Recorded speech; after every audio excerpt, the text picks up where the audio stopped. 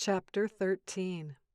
Lila pushed open the door to the word shop, the familiar chime of the bell overhead greeting her like a melody she had come to love. The scent of ylang-ylang wrapped around her, warm and inviting.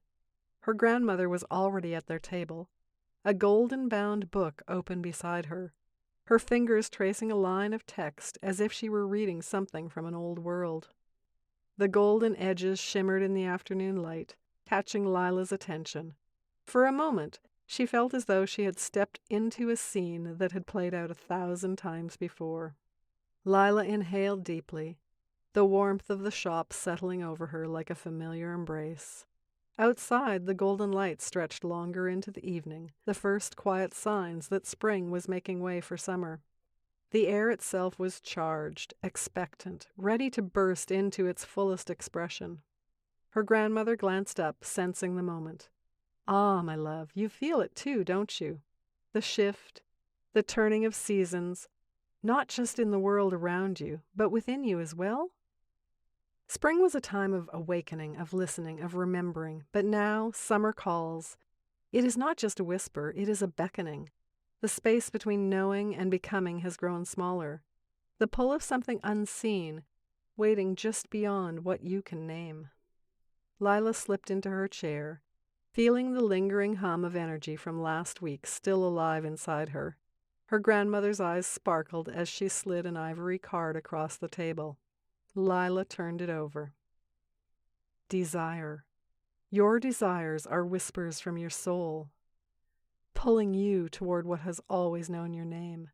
Step through, say yes, and feel life itself whisper, "We've been waiting. Welcome home." Lila inhaled sharply. Desire, isn't that like wanting something, perhaps badly? Not quite, her grandmother smiled, shaking her head gently. The root of the word desire comes from the Latin desiderare, which means to long for, to wish for. But do you know where that word comes from? Desiderare, from the stars. Desire is not simply a wish. It is the echo of something written in the heavens before you were born. It is the pull of your soul toward what it was meant to experience. Lila stared at the word in front of her, something deep inside her stirring. So when I feel this longing, it's not just random? Her grandmother took a long, slow sip of her tea. No, my love, it is divine inspiration, a whisper from the stars. Your deepest desires were placed within you for a reason. They are not distractions. They are the blueprint given you the moment you were born. They are your compass, your North Star, the quiet certainty that something more exists because it does. Trust them. Follow them, not with urgency, not with grasping, but with the quiet knowing that your longing is proof that the path exists.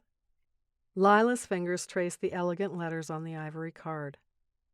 What if I don't know what I desire yet? What if it's just a feeling? How do I find it? Her grandmother smiled softly. Desire is not something distant, waiting to be revealed. It is already here, encoded in you, a frequency vibrating within. The feeling itself is not an empty longing, but a signal, a recognition. The very fact that you feel means it is real, it is possible, it is already forming in the unseen. The feeling itself is proof that it belongs to you, that it is already yours. The old way of thinking tells us to wait, to be practical, to map out every step before we begin. But quantum leaps don't happen through logic. They happen when you embody the feeling of already being where you long to go. The mind tells us to take one step at a time. But that is not the truth, my love. This is where the magic of the mind meets the wisdom of the soul. Grandmother paused. Then her eyes twinkled as she continued. Desire is about stepping into the version of you who already knows. It is a portal, not a distant dream. Desire moves differently. It bends time, collapses space, and asks, what if you stepped into the version of yourself who already has what you seek? The moment you feel desire rising within you, the moment your soul whispers, this matters, that is your invitation, not to wait, not to question, but to move, to step forward, as if it is already yours. because in truth, it is. The only thing between you and it is your belief that it's far away. Lila smiled. That sounds like something straight out of my neuroscience class. Tell me, her grandmother tilted her head. Lila leaned forward, her voice laced with excitement. There's a system in the brain called the reticular activating system, the RAS. It's like a filter deciding what we notice and what fades into the background. It's why, when you start thinking about visiting a new city, you overhear people talking about it in cafes, see it pop up in books, even dream about it. Or when you start thinking about getting a dog, you suddenly notice every dog in the neighborhood. It's not that those things weren't there before, Lila continued.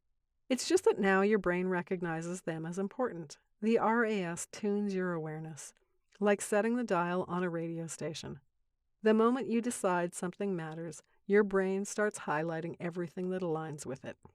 All of this happens without you noticing, as it seeks information that validates your beliefs.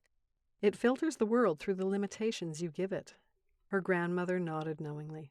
That is why I have always said, name what you seek, and the world will show you where to look. Lila's breath caught. The words settled into her, warm and certain. So, she murmured, more to herself than to her grandmother, it's not just about wanting something, it's about naming it so my brain starts guiding me toward it. Exactly, her grandmother's eyes sparkled. Your desires have always been waiting for you, just beyond the veil of your awareness. The RAS is the bridge. When you truly claim your desire, when you name it, when you allow yourself to feel as if it is already yours, your mind begins to reveal the path because now you are ready to see it. The RAS is like the universe handing you the breadcrumbs. Lila's pulse quickened. So when I think about the version of myself who already has what I desire, I'm not just imagining, I'm actually tuning my brain to find the way there? Yes, my love. Her grandmother's gaze softened, her voice barely above a whisper. Desire is not a distant hope. It is a remembering, a tuning fork calling you home.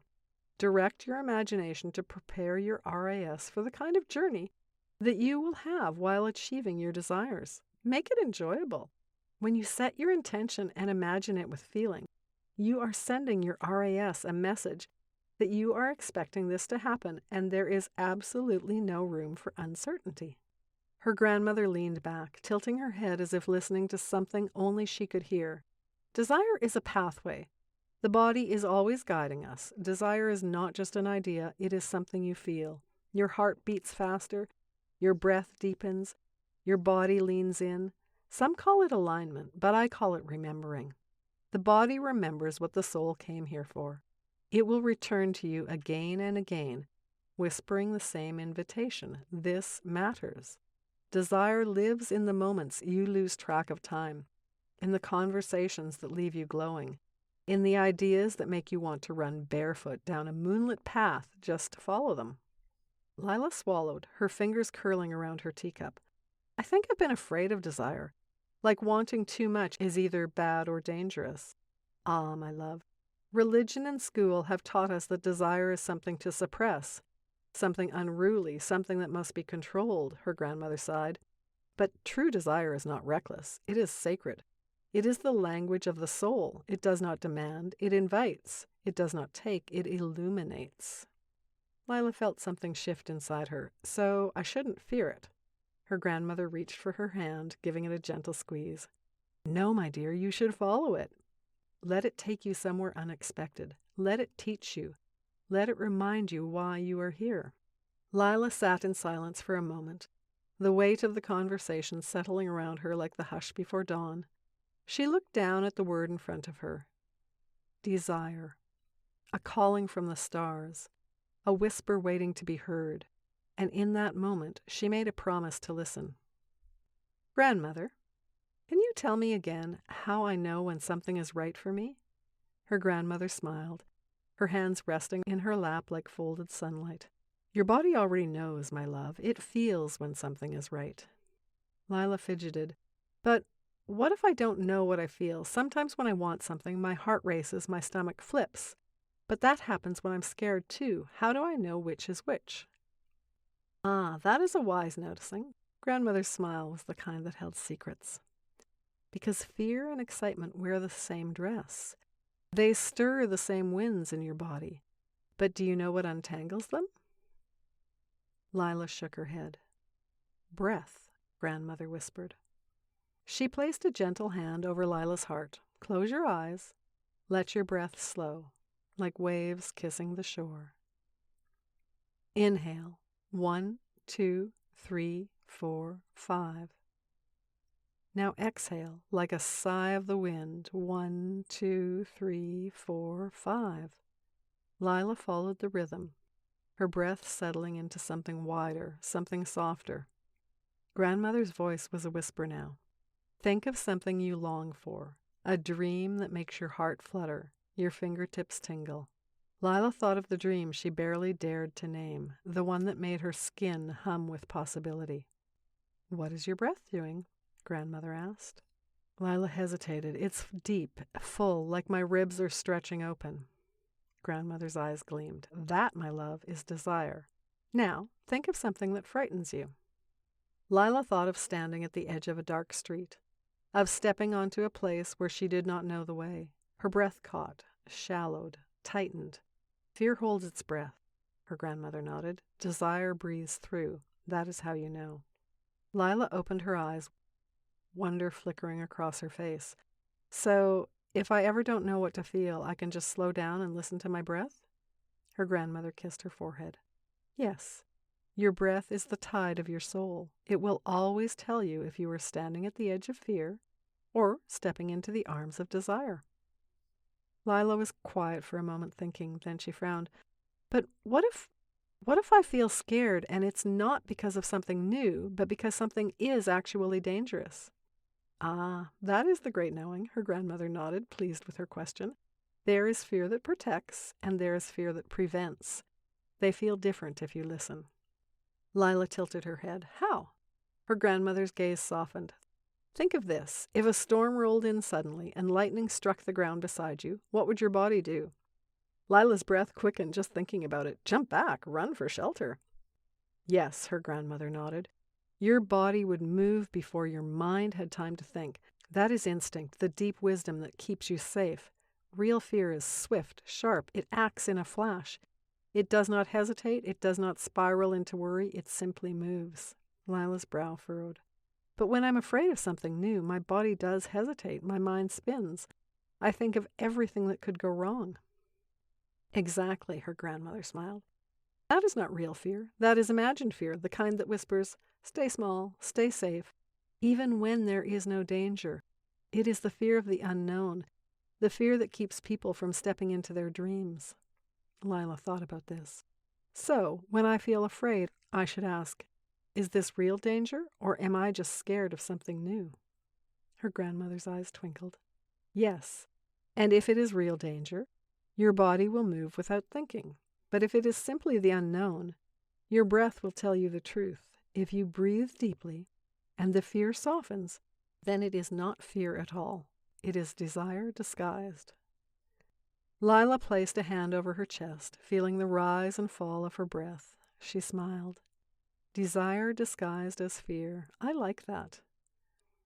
Lila tilted her head. My body is always talking to me. Oh yes, her grandmother said. It knows things before the mind catches up. It feels truth before words arrive. The heart quickens at the path meant for you. The breath deepens in safe places. The skin tingles when something unseen is calling you forward. This is the wisdom the greatest teachers have known. Lila let the words settle inside her. Her grandmother reached out, brushing a strand of hair from Lila's face. Listen, feel, trust. Your body is a map, a compass, a guide. It will never lead you astray.